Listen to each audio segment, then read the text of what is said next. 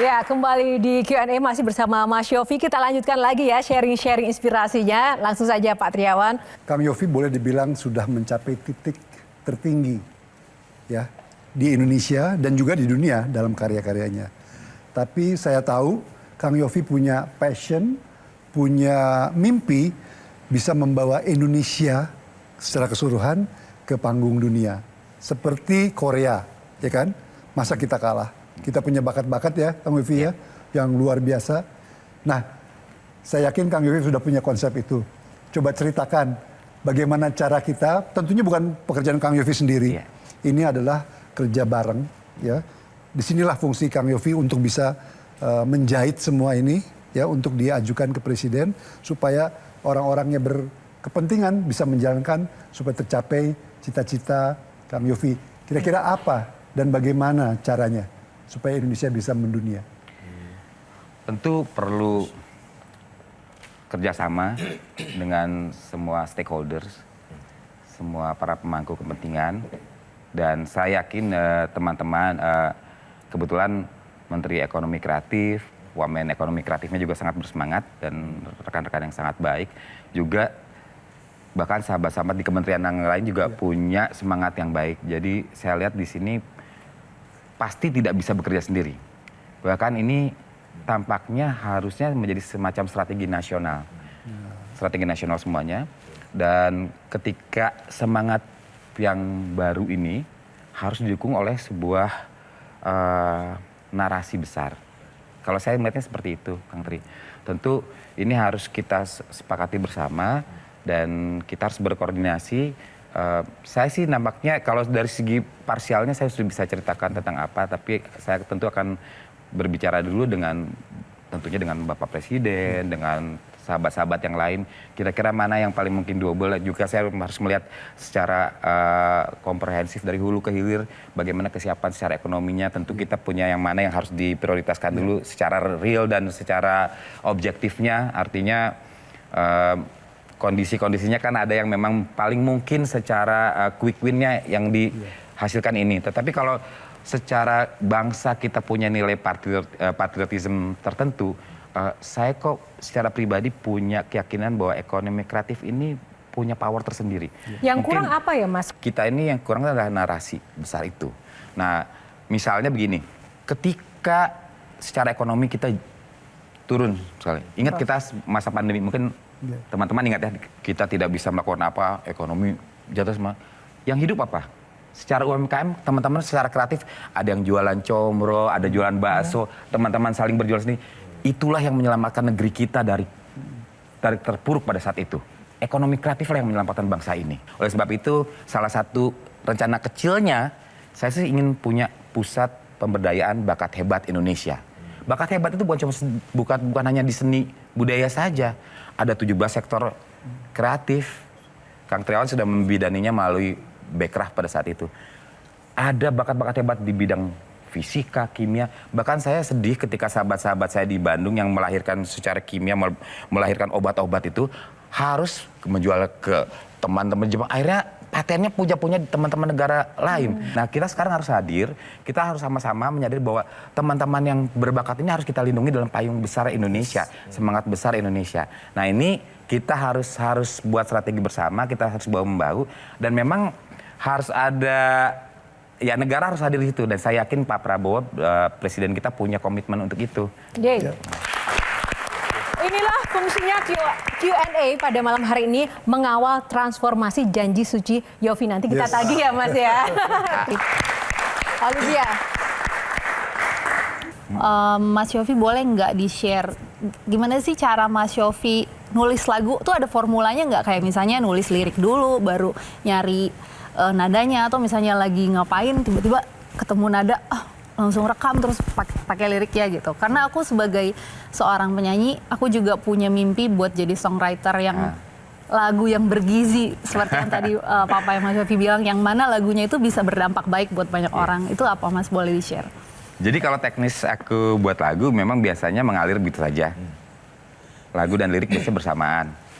Dan biasa terjadi di proses-proses kemacetan, di perjalanan.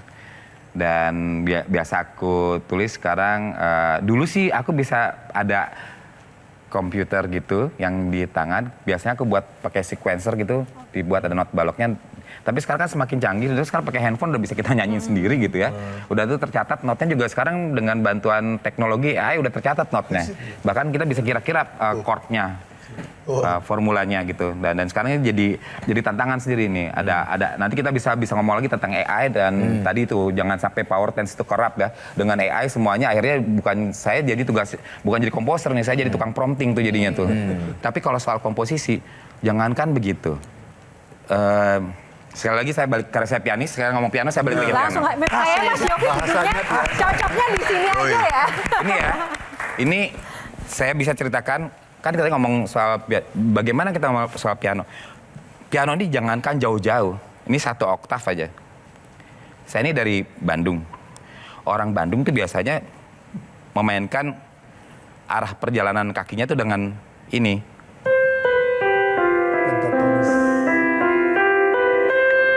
Lalu ketemu orang sahabat saya yang dari Hong Kong. Dia berubah dikit.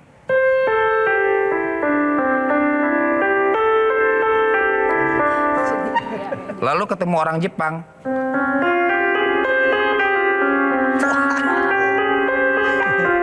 Ketemu orang Arab.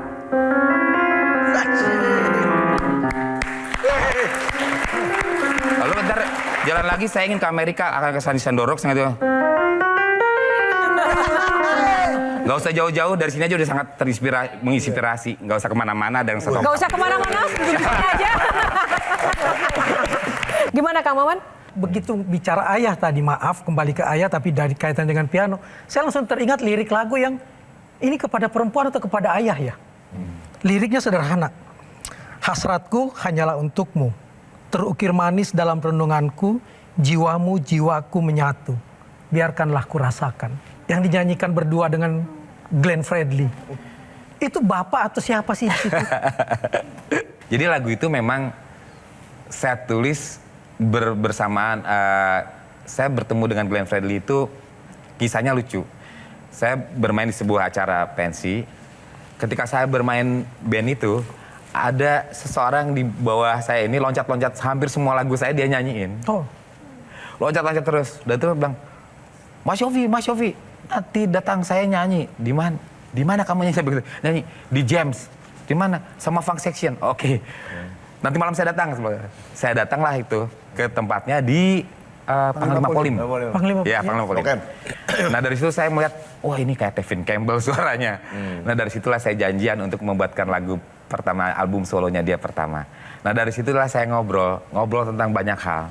Tentang kehidupan dan sebagainya. Nah Glenn Fredly itu adalah orang yang luar biasa berbakat dan banyak berbagi. Jadi saya sebenarnya banyak hal tentang rahasia kehidupan dan bagaimana dia berkomposisi dan bagaimana dia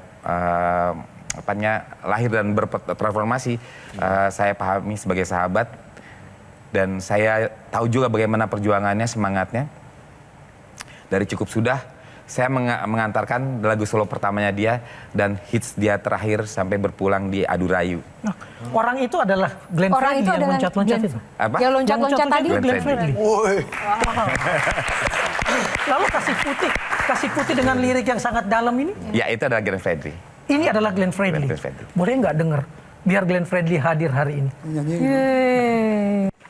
Biarkanlah ku rasakan hangatnya sentuhan kasih-Mu, bawa daku penuhiku, berilah diriku kasih putih di hatiku.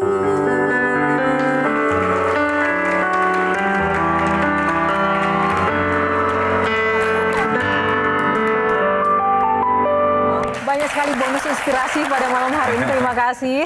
Dan kita masih punya box selanjutnya, Mas Yofi. Ya. Box nomor berapa? Nomor 9. Oke, imajinasi. Baik, bicara soal imajinasi, kira-kira ada pertanyaan apa ya di balik box ini? Silakan Anda berimajinasi. Kita jeda dulu. Sesaat lagi kami akan kembali hanya di Q&A karena setiap pertanyaan selalu ada jawaban.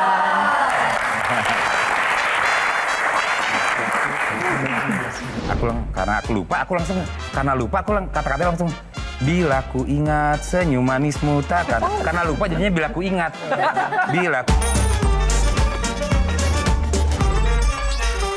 Jelajahi cara baru mendapatkan informasi. Download Metro TV Extend sekarang.